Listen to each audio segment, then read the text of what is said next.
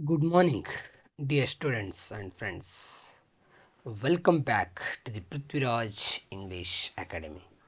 As our social studies series is going on for the Karnataka State Board, and I am Ramesh Chavan.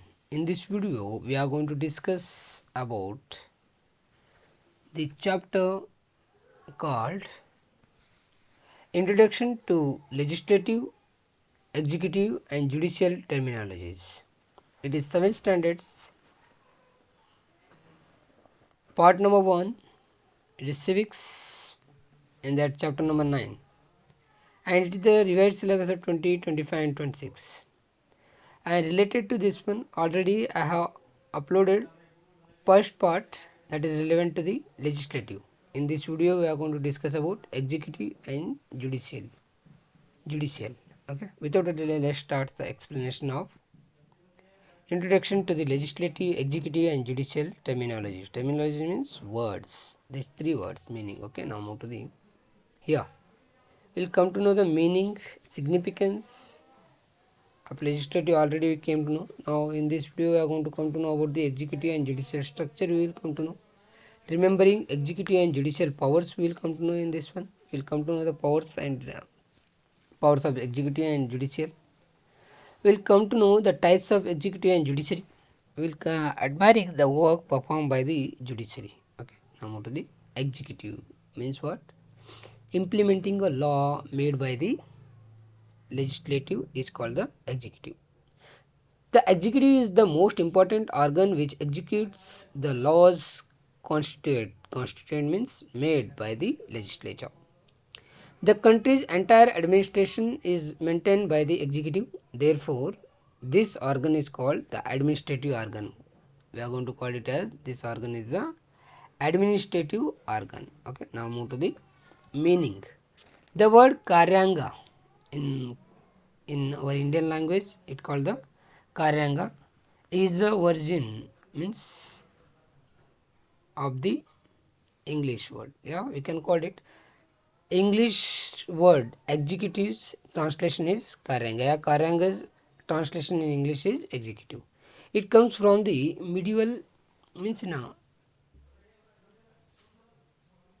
medieval Latin word it is, that is exci means what? Carry out the work. It means carry out the work. There is a possibility to ask you a question. Okay, in the narrow sense, if we are going to call executive means it is what? The chief executive of the state and its advisory. This much only. For example, in India, president and the cabinet. In America, president and his secretaries. Okay, but in a broad sense we can call it as all be involved in this one. Okay, that like that, head of the state, ministers, civil service personals means working people, we can call them as a IAS officers. Okay, along with the secretaries means such as secretaries, head of the departments and clerks also will going to include. Okay, this is what public service commission. Yeah, Indian public service commission it is. They are going to conduct the examination for these civil servants. Okay, now come to the definitions. What it means? Definition means the what you are going to call. Some scholars they are going to define this word. Okay, so come to the first one is Garner. Garner has said that the executive is the organ of government that implements what it will going to do. It will going to implement the will, yeah, will of the state expressed through the legislature, the constituent, the constitution and the decisions of the judiciary. Then one more is will of. Executive power or its function is to represent the whole government, and the executive is to the see that its laws and demands are carried out in its various organs. Okay, now move to the significance. What is the significance? Yeah, importance of the executive. The executive acts as missionary of the government. Yes, you can say that. You cannot imagine without a body, without a brain. Means you cannot be imagine a body without a brain. Like that, we cannot be imagine a state without executive.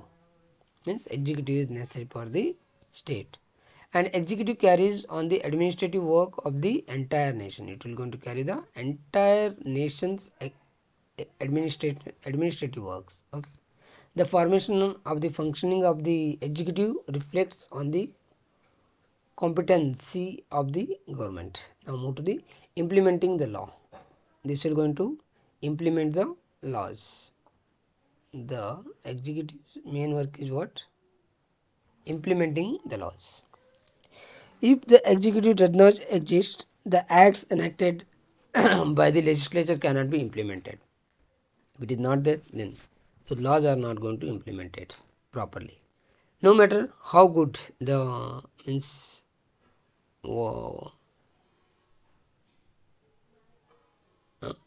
sorry, no matter how good the statutes made by the legislature, whatever the rules they may be made by the legislature, they may be the good one, but until and unless they are not going to implement it properly by the executive, then it is waste. Okay, now move to the third point.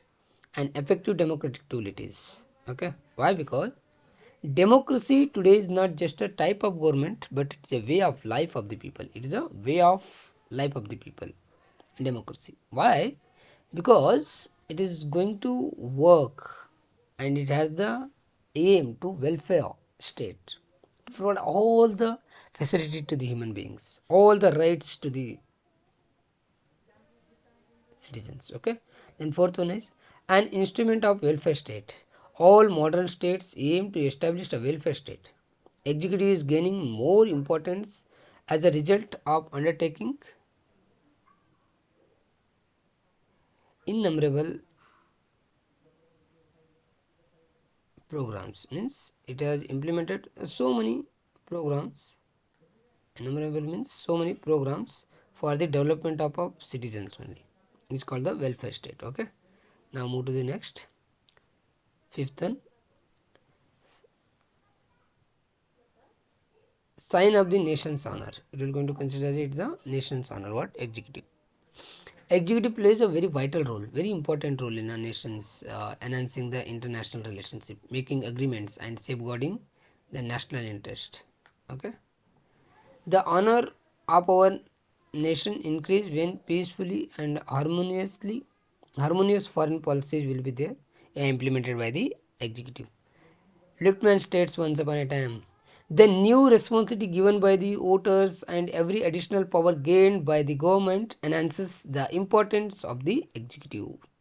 Now, the types of executive. First is nominal status executive.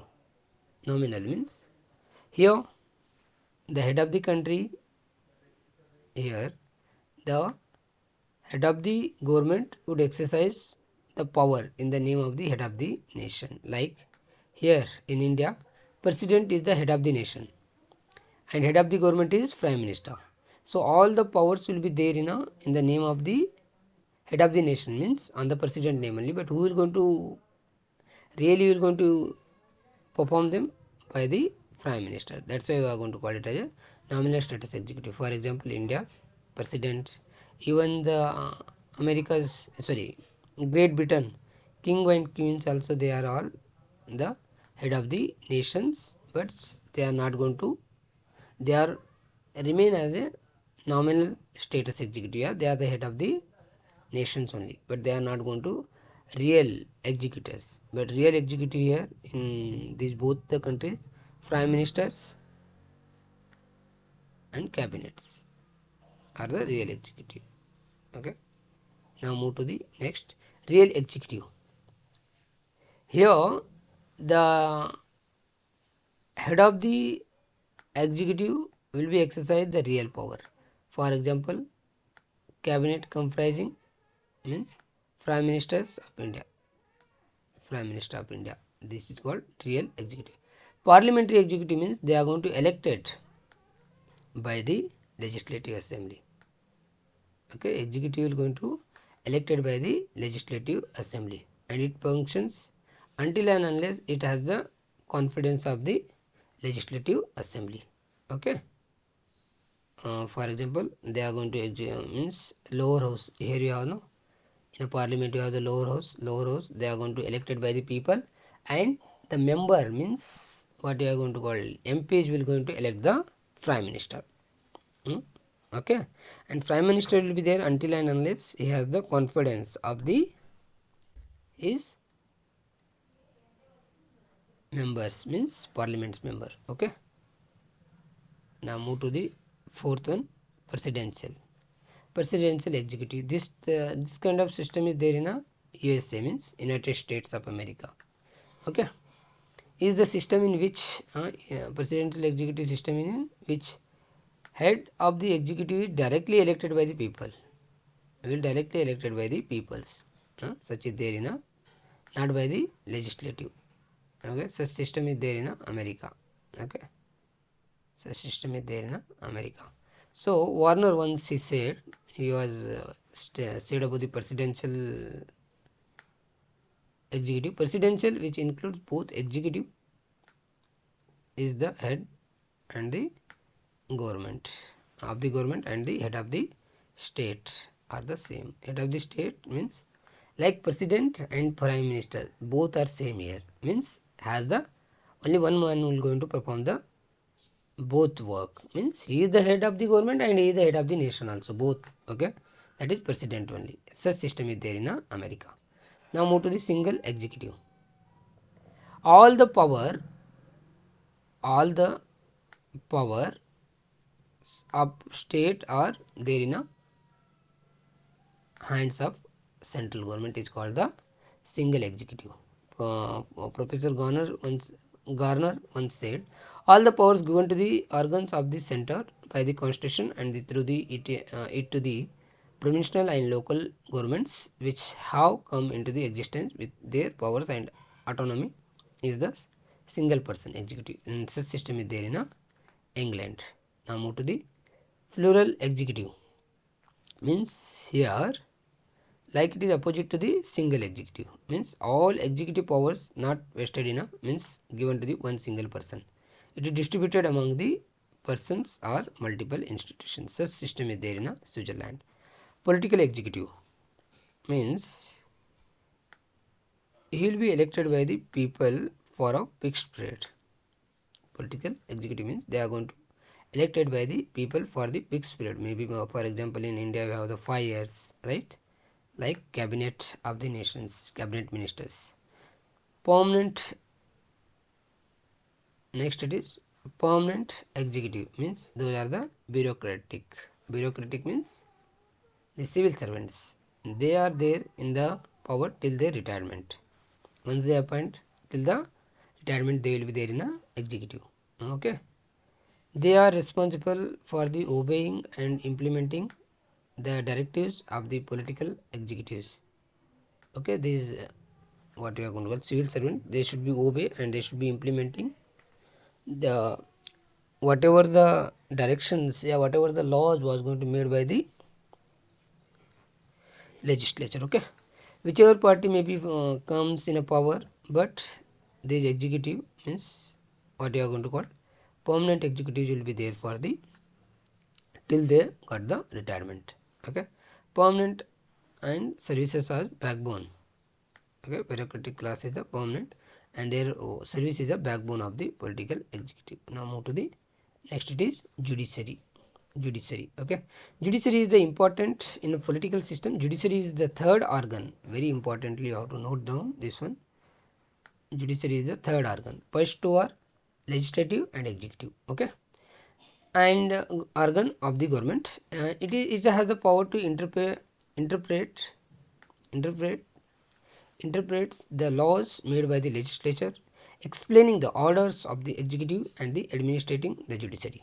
This is also known as the security guard of the nation. One more very important thing we have to remember, it is judiciary is the security guard of the nation. Now move to the next. This is also known as the security guard of the nation, means we are going to consider it the security guard of the nation. Okay, the primary duty, a very important duty of the judiciary is protect the means what it should be do, it should be protect the rights, means those are good morally, okay, and punish the wicked, those are evil or wrong, morality is wrong, then it should be punish and protect the right one, okay. This is the very important. There is a possibility to ask you for one more question. What is the primary duty, a main duty of the judiciary is? This is protect the rights and punish the wicked. A well organized nation building the possible only by the judicial system. If you want to a good nation, organized and developed country, then judiciary system should be good one, okay, then only it will going to, okay. Now move to the next. Is a picture. I hope we know, we saw this one, okay. Now move to the meaning of the judiciary. This word we have taken from the Latin word. This word means judiciary we have taken from the Latin word, okay. In Latin word the meaning means what you are going to call the judiciary there, justitia. Justitia we are going to call it, okay. Now move to the definitions. John Rowell says judiciary is the organ of the government that determines to preserve the rights of the citizen, punishes the criminals, upholds the justice, and protects the innocent from the dangerous attacks. So main work of it is what? It will going to protect the rights of the citizens, and it will going to punish the criminals and provide the justice and protect the innocents from the dangerous attacks, okay. Now move to the significance. Yeah, we can call it as the importance of the judiciary. So once Lord Bryce said, if the light of justice proceeds from darkness only, then it is when then only we are going to call it as fierceness of the darkness realized. This statement emphasizes the importance of the justice. The following points will go into, okay. Those are, first is protecting the law, very important. Judiciary judiciary will going to protect the laws. It will going to protect the laws. As you know that means people how maybe they may be good, but until and unless they are not going to operate by the law, means rules and regulation, they are not going to, okay. So such a time they are going to disobedience with the law, that time the court, judiciary court will going to punish such people and make aware in the society that laws are there, okay. Protection of rights and freedom. It will going to protect the rights and freedoms of the human beings. It is a responsibility of the judicial. In general you can write this much only, okay. Then one more thing we should be know that is jurisdiction. Jurisdiction means what? Jurisdiction means official power to make legal decisions, means by the sometimes the government, like central government, these are the subjects, and that only they have to make rules and regulations. State government, like that it will going to, okay, jurisdiction, okay. So I hope it will going to protect the rights and the freedom of the people, it should be, okay. Now move to the civil welfare and security. It will going to provide the welfare means the development of the human beings through the rights, and it will going to provide the security also to the people's life and property. It is going to provide the security to the both people's life and the property, okay. Next move to the fourth one, establishment of order in the state. So it will going to establish the order in the state, means judiciary enforce that law in the state and punish those who violate it. Means it will going to try to implement the rules and means protect the laws, and along with that if they are going to, whoever going to violate them, then it will going to punish them. Judiciary deals with the civil laws. It will going to deal with the civil laws also, criminal laws also, and constitutional laws also. This is very important. These 3 points you have to remember. The courts are going to deal with the 3 laws. One is civil, criminal, and constitutional law. This will help in maintaining order in the state. It will going to help to the maintaining the law and order in the state. Now move to the building public trust. Okay, it will going to, it has till now also the judicial has the public trust, and it will going to work for the building the traditional, sorry, what you are going to call public trust only. What is that? It will going to always have in mind that we are all equal before the law. It's everybody is equal before the law. Okay, that point. Now move to the structure of the judiciary. Here we have the two types of structure in the judiciary. One is unified judicial structure, and one more is composite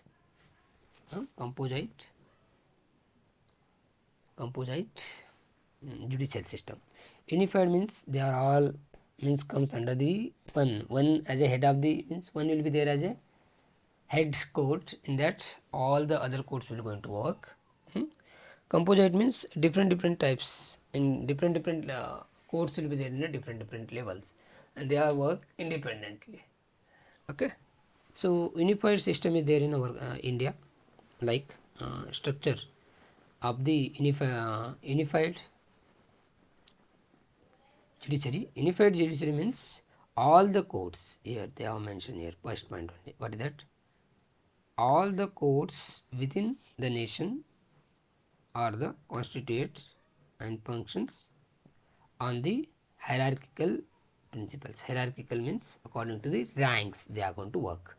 Okay, so for example, unified judiciary system is there, no? In that disputes related to the center are decided by the Supreme Court. Those are there in a disputes, means any problems may be there between, means of the states, that will going to decided by the Supreme Court. If dispute may be there in a state, that will going to decided by the state high courts. If it is district courts, then district levels, then in district level any dispute is there, that is going to district court, that is sessions court will going to, and in a taluka level you have the magistrate courts, and such system, the unified judiciary system is there in a, listen here, all these are bounded to the one order. One order means they are going to follow the one court. Okay, such system is there in India and Canada. Okay, listen here, subordinate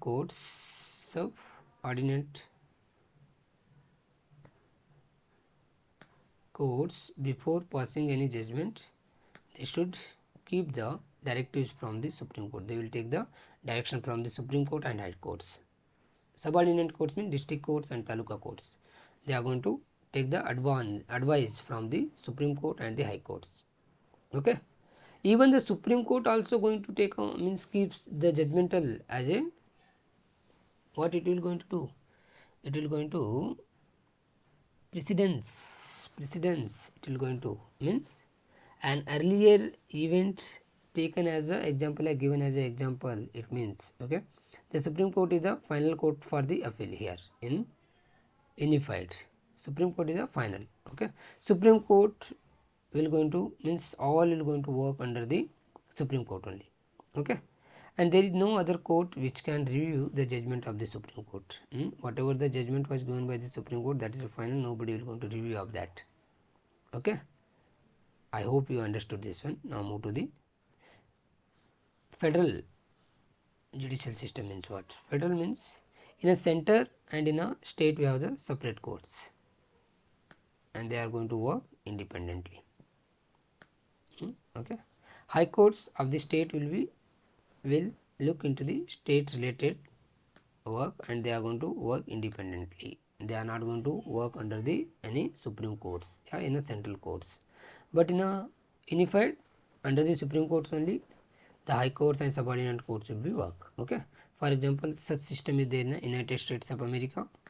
Okay, has Supreme Court and its center. Okay, in the center they have the Supreme Court. Okay, the courts in the states are constituted by the central legislative. They are going to constituted by the central legislative. Okay, they operate independently in the state courts. They are going to work independently. Okay, such system is there even in Switzerland also. Switzerland also had the unified judicial system. Both center and the state have the independent judicial system. Judges are going to elected there by the federal assembly. Both the assemblies are going to elect them, and deals with the constitutional laws. Okay, both will going to work here. Okay, now move to the functions of the judiciary. First is interpreting the law. Whatever the laws may be made, then they are going to interfere. Okay, they are going to interfere, and this is justified by the statement of the Justice Hicks. Okay, constitution, but means that we are under the constitution, but as the constitutional judge says. Okay, judicial decisions is always going to give the judgments in the accordance with the applicable law. Okay, and it is settle the dispute between the individuals.